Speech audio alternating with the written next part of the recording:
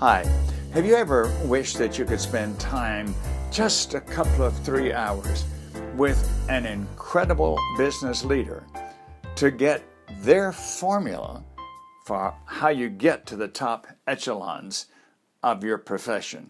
Well, now you can do that when you spend 2, 3, or 4 hours reading Time to Get Tough by Michael Coles. The written portion of this review gives you some samples of this excellent book, and now I'll share a few this way as well. Michael Coles says, as a young man, I thought I had to be the smartest guy in the room in all facets of business. Soon I learned that this was not only impossible, but foolish. A better way, he goes on to say, a better way is to surround yourself with people who have unique and valuable expertise. Then you learn from each other and the business prospers. There's nothing worse, he says, than someone in charge who will not listen to colleagues with more skill and experience.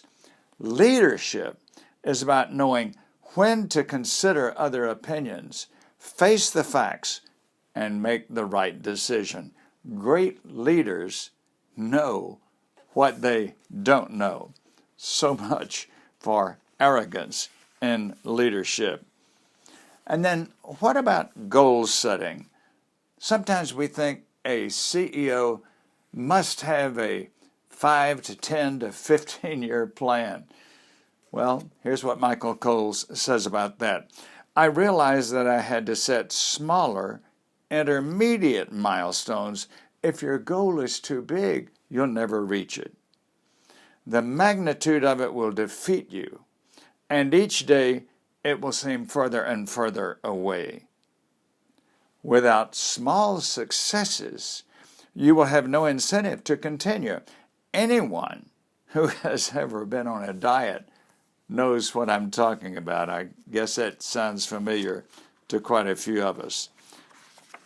And then another terrific passage. He says, when you are in business, you try to anticipate everything that can go wrong and address those issues one at a time. But it is never the things you prepare for that test you. It is how you deal with the unexpected that really matters. Time and space limit me from quoting everything I found valuable in this book.